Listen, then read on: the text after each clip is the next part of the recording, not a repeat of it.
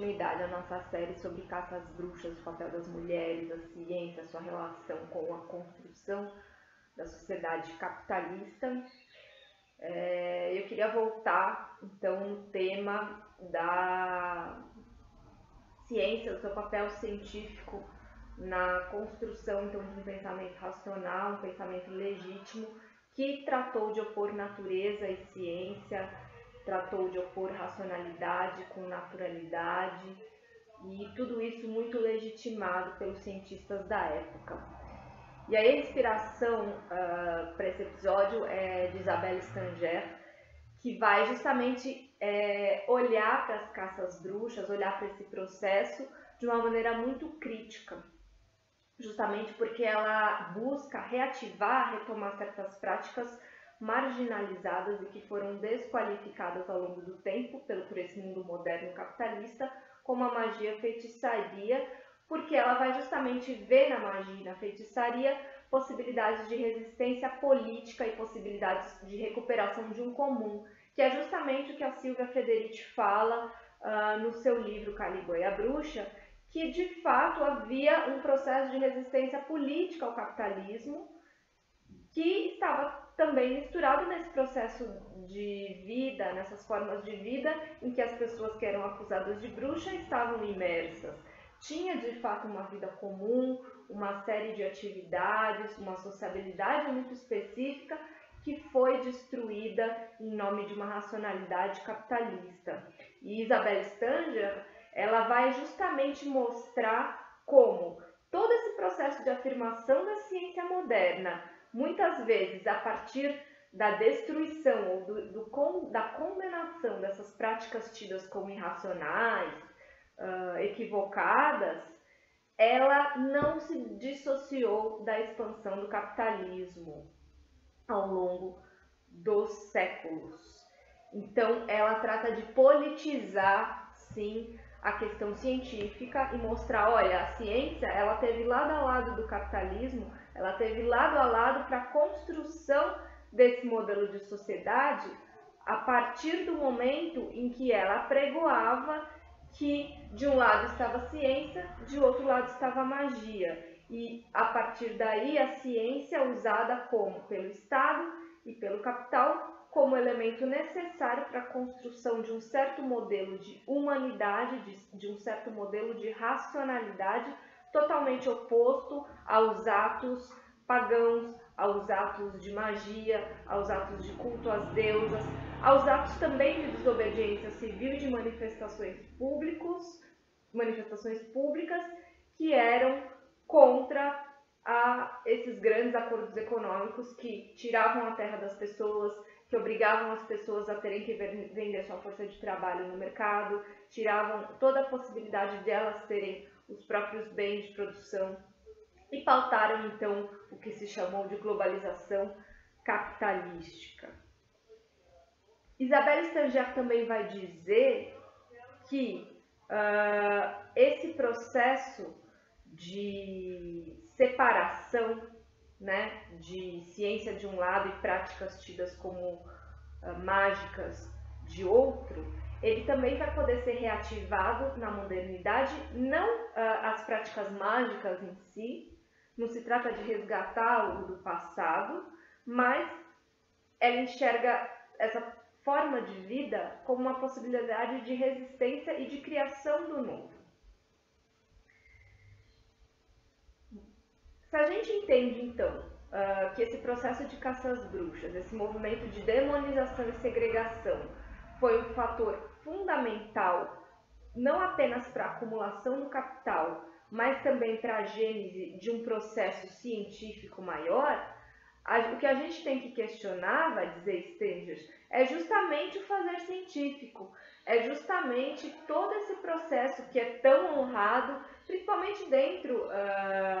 não só das ciências naturais, mas também dentro das ciências sociais, esse processo que é tão honrado de que a ciência se coloca como superior à magia, se coloca como um processo superior às outras formas de pensamento. Isso no Ocidente é muito claro, é muito fácil da gente perceber essa questão toda. E nem sempre foi assim. Isso porque as práticas mágicas, se a gente for voltar no livro da Silvia Federici, as práticas mágicas, elas não é que elas não tinham lógica. E toda a antropologia, boa parte da antropologia clássica, vai afirmar que,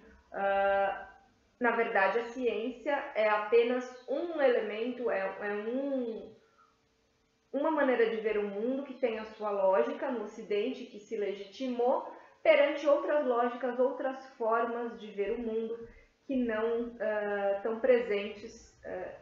talvez no Ocidente, estejam presentes em outras sociedades, mas que no Ocidente isso justamente foi eliminado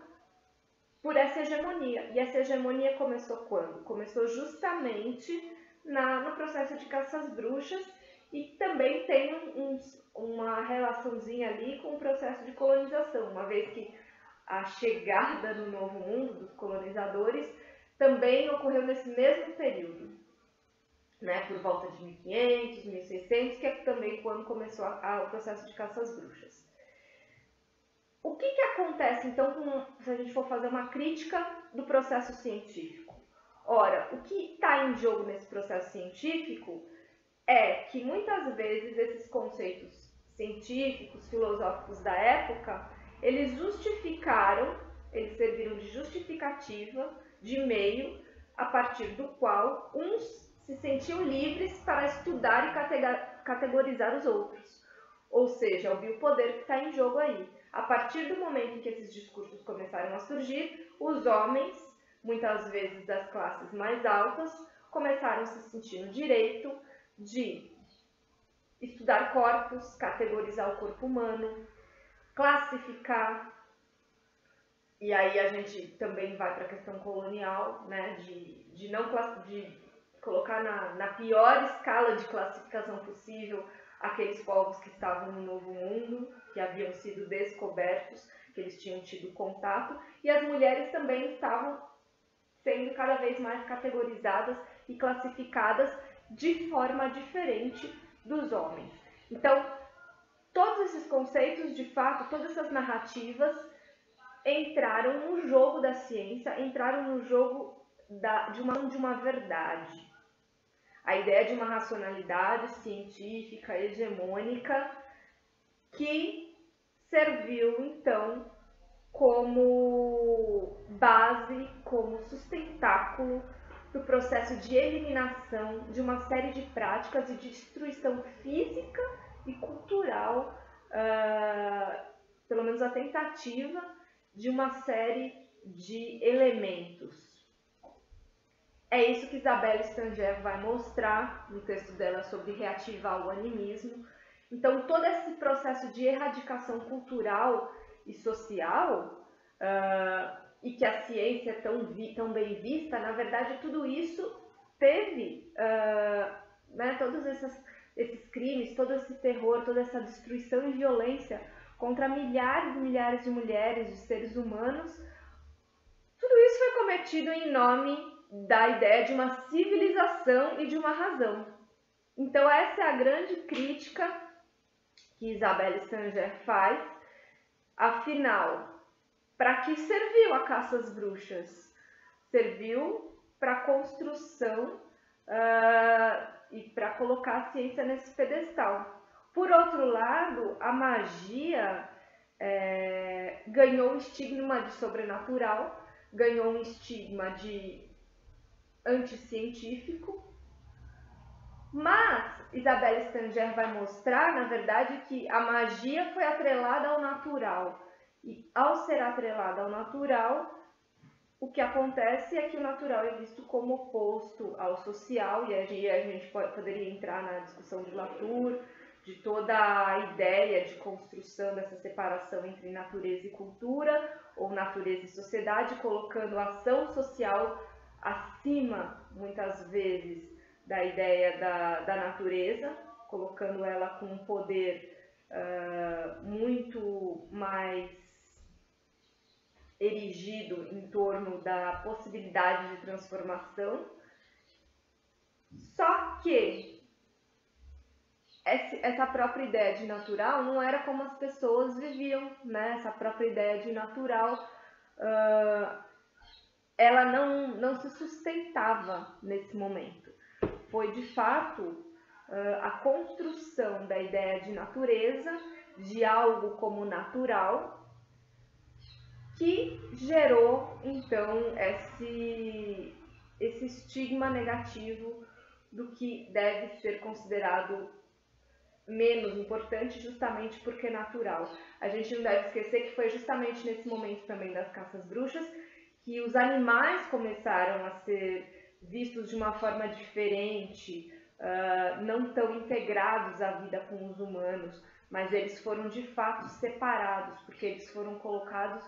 nessa classificação do que seria irracional. E para Isabelle Stanger, o que está por trás dessa divisão natural e social é uma ordem que foi criada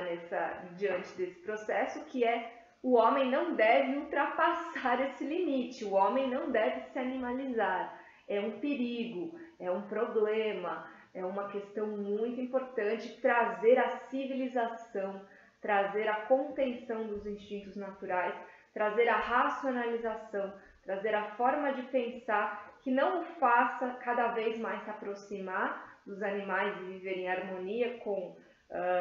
o meio, que tudo era uma coisa só, mas a partir dessa cisão natureza e cultura é muito claro como há um risco a ser que o homem seja levado para esse mundo das emoções. E quem levava o homem para o mundo dessas emoções? A mulher, com sua sedução, com todo o seu processo de ligação com as ordens sobrenaturais, que levavam então o homem a cair em tentação e a abandonar o universo do trabalho, o universo das regras, das leis, o universo da ordem. Isso é muito interessante, a gente for pensar e refletir sobre como todo esse processo de caças bruxas, no fundo, ele foi de fato a construção de um processo muito mais racional nessa tentativa de desencantamento do mundo como necessário para que a disciplina capitalista pudesse fazer e construir os sujeitos de trabalho. E nesse contexto a gente percebe então como